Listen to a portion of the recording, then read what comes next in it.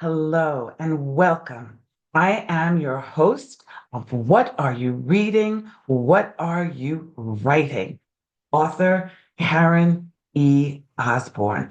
I have five novels out. The latest is Justice for Emerson.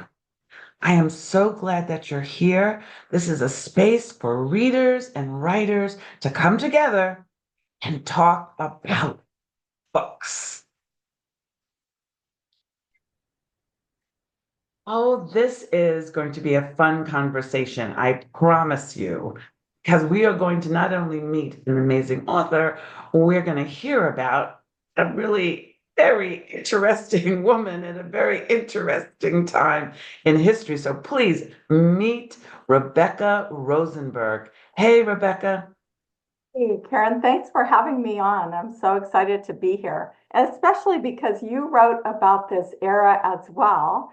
And I'm just getting into your work, your book right now, The True Grace. And I am excited to see if anything that you found out was similar to what I portrayed in Silver Echoes.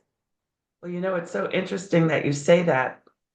And I think that would be a lovely conversation. There's another amazing author. She wrote Orchid Hour, and it's the exact same time, and it's in New York. But what different stories and what different pieces of history we find. So we'll have to get into that. But first, let me tell you all that are watching, and we're so glad you're here, that Rebecca is an award-winning novelist. She's a champagne geek. We have to hear about that. And a lavender farmer. I mean, like, whoa.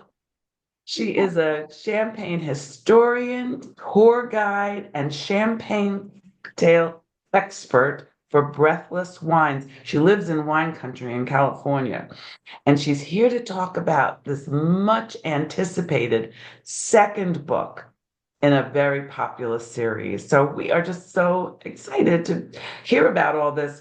So before we dive into your books and this series, is particularly, you have to tell us your champagne story.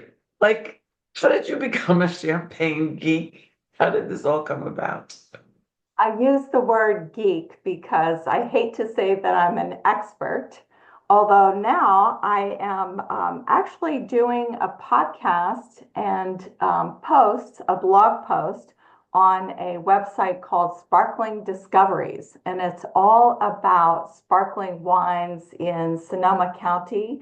And we'll go on and expand to Napa. So that is really fun for me. I get to interview all the winemakers and get more and more into my geekiness because there is so much to learn about sparkling wine. It's really quite a complicated process. And the women, there are so many women making it now. So I love that that ties in with my Champagne Widows series. I just love sparkling wine and champagne, and I started visiting Champagne many years ago. I've been there 6 times. I've led tours in Champagne, and each time I delve into one of the women in the 1800s that started making champagne and revolutionized what it really is today. Whole other book you could write. I actually, right now, I'm writing a third Champagne Widows novel about Lily Bollinger, whose champagne, Bollinger champagne, was in 16 James Bond movies. And so it's a very different, exciting book. So cool. That is excellent. So let's talk about the genre first, biographical fiction. I wondered why you didn't just write a biography, why you chose fiction. And since you like writing fiction, what was it about um, this woman and this time that really caught your attention? Writing biography sometimes seems so dry to me because we can't really know the romances that these women had that I write about because no one has put that down. You know, I have no proof that they were with this man or thought this thing or any of that. And there's so little history about women. I know you've probably found that as well. Like to dig into their histories is tough. And in this particular case, for Silver Echoes, this is about, I actually wrote almost a biography about it 10 years ago about her, about Silver. Her name is Silver Dollar Tabor, and she is the daughter of Baby Doe Tabor. And these are very iconic women in the 1880s during the silver and gold rush. And this was the daughter. And this daughter was so talented, so amazingly talented, that she should have been like the Sarah Bernhardt of her time. Hmm. But she had a very tragic death. So, very tragic. And so when I wrote this whole biographical take on it, I thought the book was way too sad and maudlin because here's a shining star, a brilliant talent. This woman had written plays, she had written novels, she had written songs. She sang a song for Theodore Roosevelt for him, and she was famous, and she should have been a great star. So that's why my tagline down here is what really happened to Rosemary Echo Silver Dollar Tabor? Because no one really knew. And so I delved into as much fact as I could, and the histories that were written about her by newspaper reporters and a an older woman that I actually talked to about Silver Echoes, Silver Dollar. And I'll explain why the book is called Silver Echoes instead of Silver Dollar as we talk. But as I read the letters of Silver Dollar to her mother, Baby Doe Tabor, I had an epiphany about who she really was and what really happened to her. And I had to rewrite the whole book with an Hmm. entirely different take. So that's why it took me so long. I started it 10 years ago and I just rewrote the whole thing in the last couple of years. Wow. Wow. So tell us about this a little bit more about Baby Doe. Um, what was remarkable about her?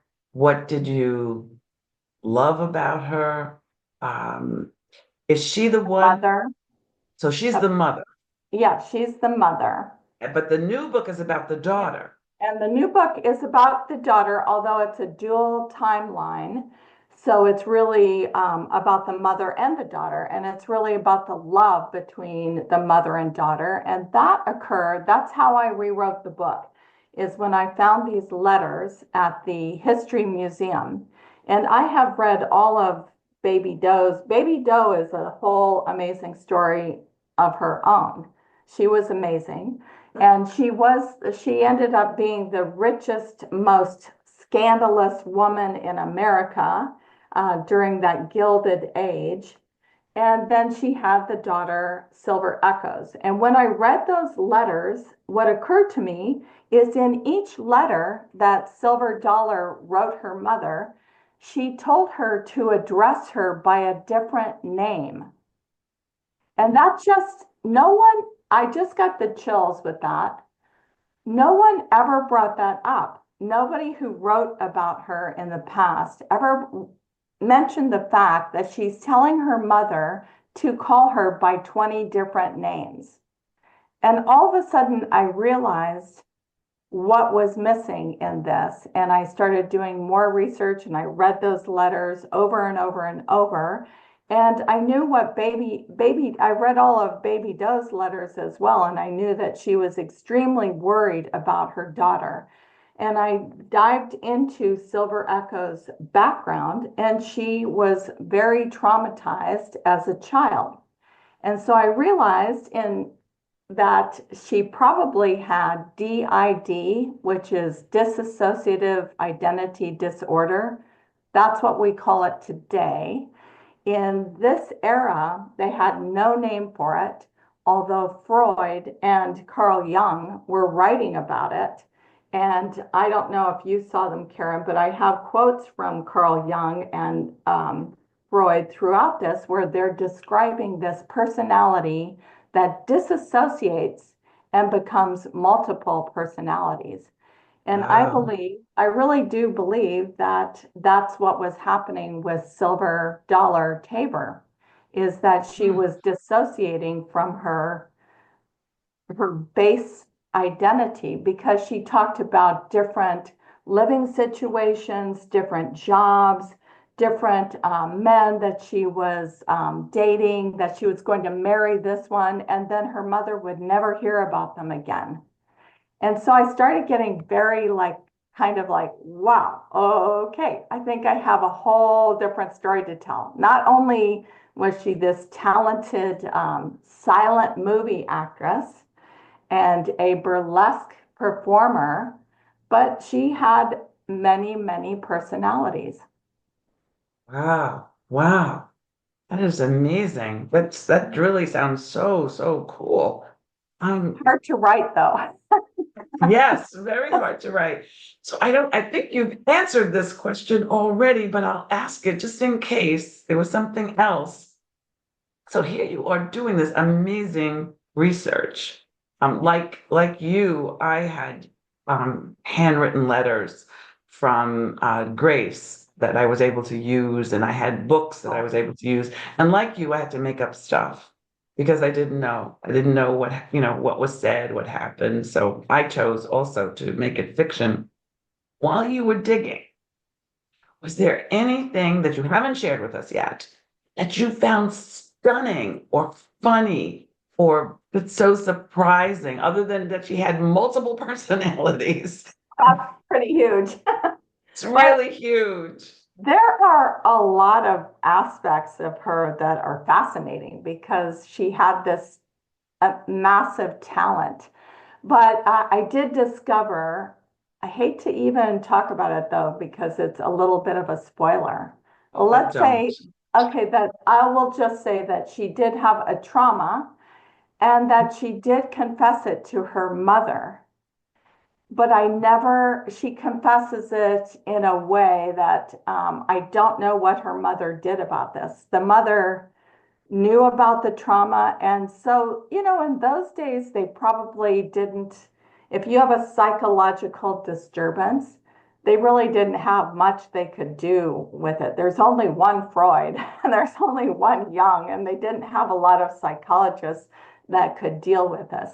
But I think what I really discovered is that at a very young age, she went through, Silver Dollar went through multiple traumas. And the first trauma was she was born as the wealthiest little girl in the country. And there was a picture of her on the cover of Harper's Magazine, Hmm. and so she was born that way. And then I think she was 7 when they lost every penny with the silver crash. So the Tabors were so rich. He was a US senator. And then we changed as a country politically, we changed to the gold standard instead of the silver and gold standard. And they owned hundreds of silver mines, no gold mines. And so they lost everything. And so what happened? And then her father died. He was much older than her mother. So he died and left baby Doe Tabor, her mother, with these 2 little girls. And she took them to the only mine that was left, and she put them in a one-room cabin, and they were isolated up in the mountains in a one-room cabin that you can still see today. So all these traumas piled on top of each other. And they had a family lawyer that looked after them a little, and I discovered how greedy and underhanded he was. And I think he had something to do with her trauma. Wow. Wow. Wow. I know that you guys are all like already going on Amazon and looking for these books because you're really excited. Won't have Um, long to wait, right? 5 more days? 5 more days, and you can do pre-order right now, right? Yeah. They could pre-order right this minute. So A lot of our viewers are writers. We have a lot of people who watch this that are writers. And I wonder if you had one piece of advice that you might give an aspiring historical fiction writer. What might you give them? What might you say to them? Biggest thing I always think to myself is to write the story that's going to excite you to continue to the end because just like this one, how do I stick with that after 10 years? Why did it keep haunting me? Because there was something really thrilling about it. So many aspects that I wanted to spend all that time researching, like you did, researching what was burlesque like in the 20s and what was the jazz situation in the 20s. And then I uncovered things about like the migration of lots of Black people into the Chicago area. And what did that mean? The race relations and the shocking fact that there was the Ku Klux Klan in Chicago. And Mm. they were having horrible riots and burning fires. And so all of those aspects are thrilling to me and they keep me going when writing, as you know, writing a book takes a really long time and you have to read it 20 times and redo it and redo it and rewrite it. And so I'd say pick something that is thrilling to you to tell the world. Yeah, yes, I like that advice very much. So you mentioned that you are working on something now. Could you just remind us what that is? Okay. Well, right now I'm writing the third Champagne Widows, and the first one is about Veuve Clicquot, that famous um, orange label champagne from the 1800s, and the second one is Madame Pommery. And the third one, I always like to have a inspiration. So I'll show you. This is going to be the first people that ever see this. This is the cover of License to Thrill, Lily Bollinger. And what she's doing there is savoring champagne. So she is lapping off the top of that champagne bottle. It's a great title. It's a Thank you. great title, Rebecca. Thank you. I told you I have to be so thrilled about the book that I'm writing, or why do it? Why do it? That is so great. So this show is what are you reading? What are you writing? Oh, Are yeah. was there an author or a book that had a big impact on your writing style or how you think about yourself as a writer? I read constantly, as I'm sure all of us writers do. And I just finished the is it Kristen Yamal? Is that right? Book on the women about Vietnam. Kristen Hanna. Yeah. Yes. Okay. So I read a lot of different things. Like I'll read thrillers and I'll read straight historical fiction and all of those things because all of those that I enjoy inspire me, in one way or another.